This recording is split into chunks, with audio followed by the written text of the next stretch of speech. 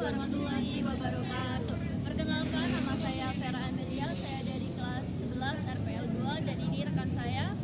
Perkenalkan, nama saya Wildatul Lailia dari kelas 11 RPL 2. Di sini kita akan menampilkan sebuah video tugas dari P5 yaitu profil pelajar Pancasila.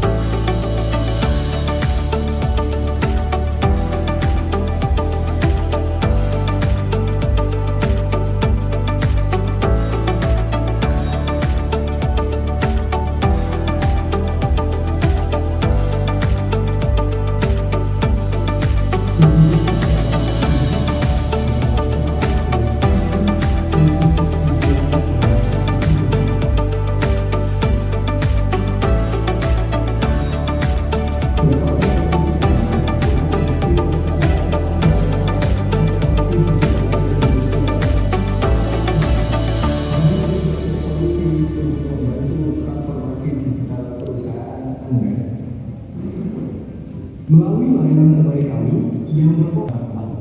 Waalaikumsalam warahmatullahi wabarakatuh. Salam sejahtera kepada kita semua. Yang pertama Ibu Fauzia, Mas Jadwal Bima, dan Menteri Agama serta Bapak Ibu dan anak-anak sekalian yang saya hormati. Alhamdulillah kita pagi ini mendapat kesempatan yang luar biasa bisa bertemu di tempat yang luar biasa istimewa ini dalam rangka menimba ilmu pengetahuan dari sebuah perusahaan besar yang disebut PT Agama Konstruksi.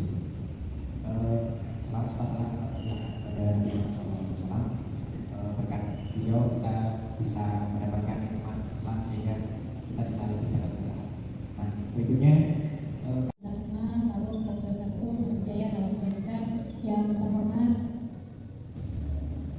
Bapak Muhammad Nur Hamid Meskom selaku Kepala Program Keahlian RPL SMKN 6 Jember, yang saya hormati Bapak Ibu Guru Pendamping Kunjungan Industri dari SMKN 6 Jember, dan yang saya di sini sudah ada juga Ibu Ayun.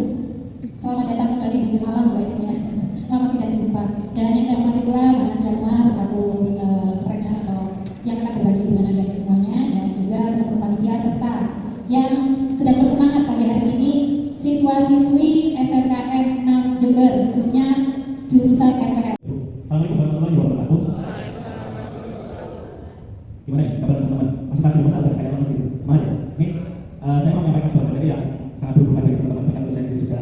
Itu mengenai software development bahasa Inggris. Kira-kira teman-teman sudah pernah dengar atau belum? Atau kalau bahasa saya berarti alur pengembangan software ya teman-teman. Oke, sebelumnya saya izin memperkenalkan diri dulu. Jadi nama saya Bapak Haji, teman-teman bisa panggil saya Iman. Dan untuk pengalaman saya itu saya pernah 2 tahun full stack developer, terus 2 tahun sebagai front end developer juga. Dan untuk project yang saya kerjakan ada 10 lebih yang saya jalan sampai ini. Nah,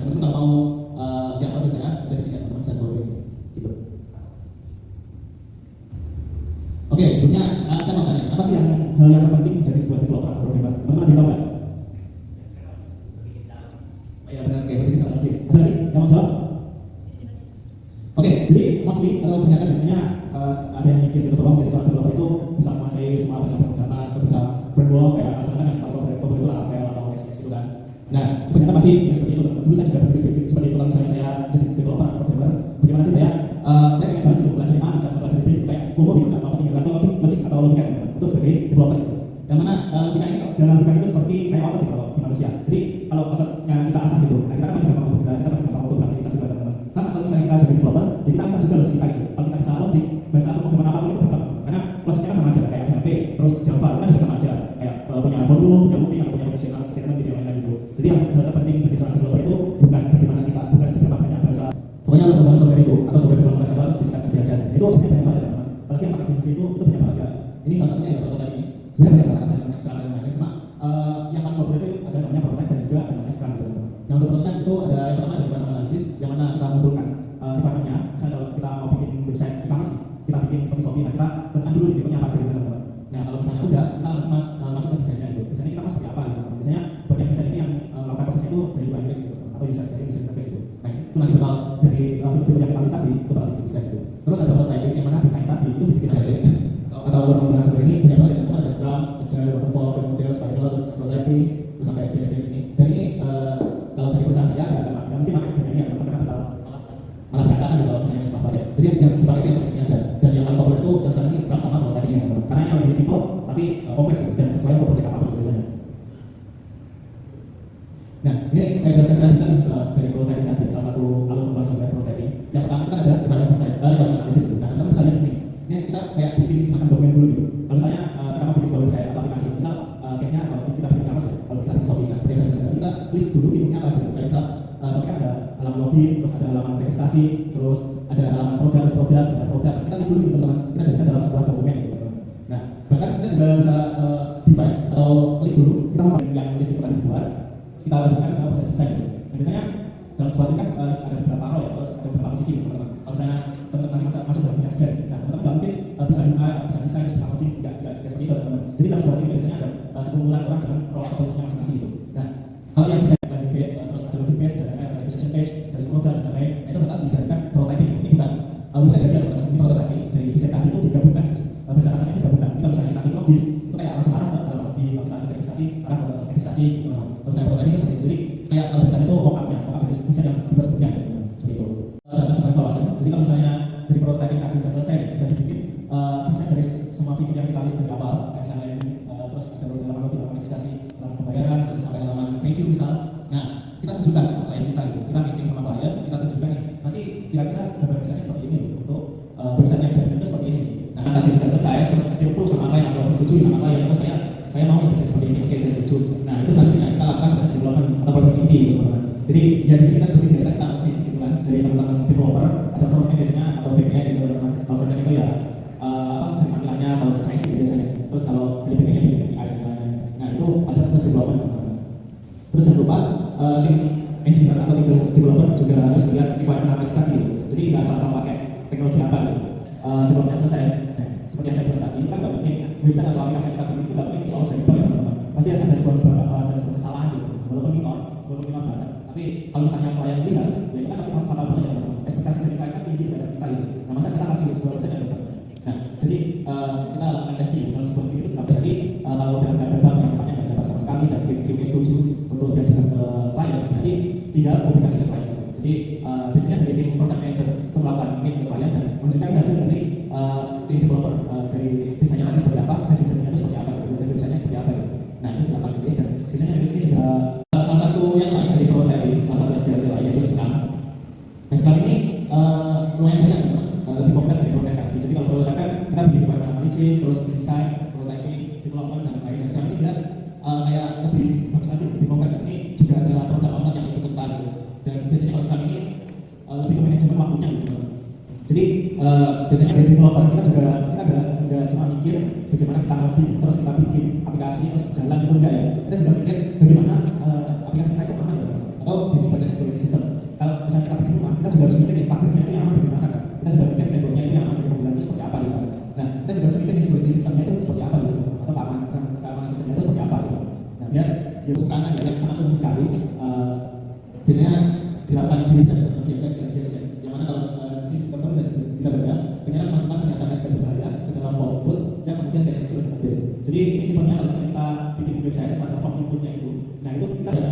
Nah ini kalau misalnya kita pakai PHP ini bagi teman-teman diterapin di proyek kita itu mengenai pakai CSS. Nah di sini teman-teman bisa baca penyerang membuat permintaan palsu yang tanpa sah memaksa pengguna untuk menjatuhkan yang tidak diinginkan. Jadi kalau misalnya dari form yang kita validasi dan kita kasih token, nah itu hacker itu bisa tahu form itu bakal post kemana, harus alamatnya apa dan bakal dimasukkan sebagai data palsu gitu. Nah ini serangan yang sangat-sangat umum gitu teman-teman, gak cuma dalam dunia IT, tapi serangan ini juga ada di Android atau di aplikasi kita itu juga bisa ditemukan, namanya itu false attack gitu. Nah ini teman-teman bisa baca, penyerang mencoba berbagai kombinasi username dan password untuk mendapatkan akses gitu. Nah ini contohnya kalau misalnya pada HP kita atau kita pakai PIN gitu ya teman-teman, nah itu bisa dilakukan yaitu aplikasi, dan kita sudah harus terapkan namanya best practice juga teman-teman. Jadi contohnya kalau misalnya kita bikin sebuah fungsi, nah fungsi kan juga harus ada bentuknya gitu, jadi nggak salah-salah gitu. Jadi bagaimana kita bikin sebuah kode itu agar bisa dibaca oleh orang lain juga gitu. Nah makanya kita harus terapkan namanya best practice, perhatikan bagaimana tim kita itu dapat mengakses kode kita juga kan. Nah makanya di sini ada version control system gitu. Teman-teman mungkin udah familiar kan logo ini GitLab, dan ini GitHub gitu. Itu udah sering banget dipakai oleh developer gitu. Jadi proyek kita itu kalau misalnya kita bicaranya teman-teman juga ada yang nggak pakai SD juga, tapi SD ini bagus banget teman. Jadi SD itu apa? Jadi kayak sebenarnya kalau misalnya kode kita itu nggak berantakan gitu. Jadi kode kita itu harus secara rapi dan bisa dibaca dengan mudah. Terus kalau misalnya ada komentar itu harus ada saksinya, bisa seperti itu. Jadi kalau misalnya pakai SD, nah kita punya klien yang kita klien yang sebagai kita. Nah kita kan mungkin berharap mereka bakal manggil kita lagi gitu kalau misalnya berharap. Nah makanya di sini ada documentation. Kalau misalnya dari klien bingung ini berapa, mereka bisa lihat dokumentasi teman-teman. Dan kalau misalnya klien maksud apa dengan optimization, jadi kalau kita bikin sebuah proyek atau kita bikin kalau mesinnya itu besar ya teman, kita nggak cuma mau bingung sepertinya saja, kita juga pikir bagaimana sih proyek kita itu dengan lancar dapat diakses oleh ribuan atau ratusan ribuan atau bahkan jutaan user gitu teman. Dan agar database kita terutama teman. Jadi kalau misalnya kita punya satu database nih, itu kan isinya punya data dari usernya, misalnya kalau kita bikin website tentang desa gitu, itu kan ada data mengenai KTP, NIK dan lain-lain. Kalau misalnya database atau sekumpulan data dari orang-orang konklusinya seperti apa, jadi dari materi SDLC ini saya mau menyampaikan bahwa kita sebagai developer atau kita sebagai programmer itu kita nggak hanya bikin sebuah website atau sebuah proyek jadi terus langsung selesai gitu, tapi ada alur yang bagus di dalamnya, ada pakem di dalamnya gitu. Jadi kayak misal dari beberapa analisis, dari desainnya, dari segi prototyping,